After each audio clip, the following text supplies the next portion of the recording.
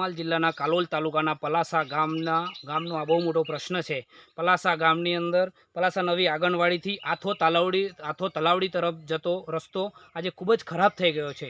આ રસ્તો એટલો બધો ખરાબ થઈ ગયો છે, એક રસ્તાની અંદર એટલા બધા ખાબોચિયા અને ખાડા પડી ગયા છે કે જેની અંદર ચાલતા જવામાં પણ ઘણી મુશ્કેલી ઊભી થઈ ગઈ છે। આજે વ્હીકલ કે બળદ, ભેંસ, પશુઓ પણ આજે જવામાં ખૂબ મુશ્કેલી અનુભવે છે। ગામની સ્ત્રીઓ, વૃદ્ધો, બાળકો અને ગામના ખેડૂતોને જવામાં ખૂબ જ મુશ્કેલી ઊભી થઈ રહી છે।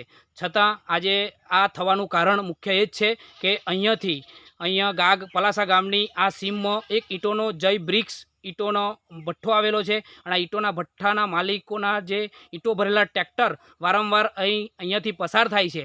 અમે તેમને રજૂઆત કરી કે આ ટ્રેક્ટરોના કારણે જ આ ખાડા પડેલા છે અને તેમને પણ દેખાય છે કે આ ખાડાઓ ટ્રેક્ટરના કારણે જ પડ્યા છે। બાકી આ રસ્તો ખૂબ જ સરસ હતો, જેની અંદર ચાલતા અને વાહનો લઈને સરસ રીતે જઈ શકાય એવું હતું, છતાં પણ આ ટ્રેક્ટરોના કારણે આજે રસ્તો ખૂબ જ ખાડાવાળો થઈ ગયો છે, પાણી ભરાઈ ગયા છે।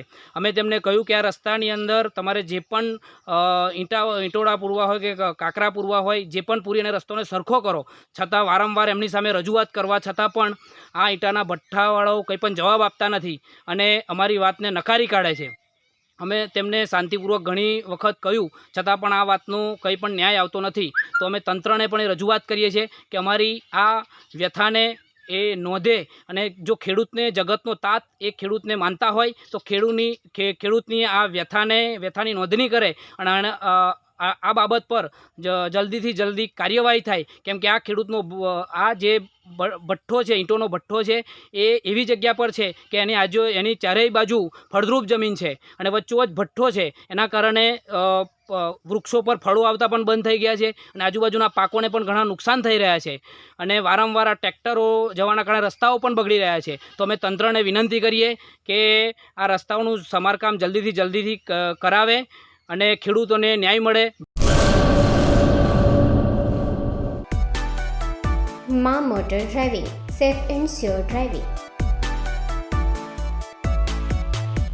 ડ્રાઇવિંગ એ શોખ સાથે આપની મોટી જવાબદારી પણ છે।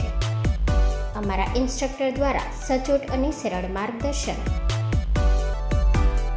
આપની રોજની તાલીમની માહિતી મેળવીને શું અધુરાશ છે એના ઉપર પૂરું ફોકસ કરાય છે।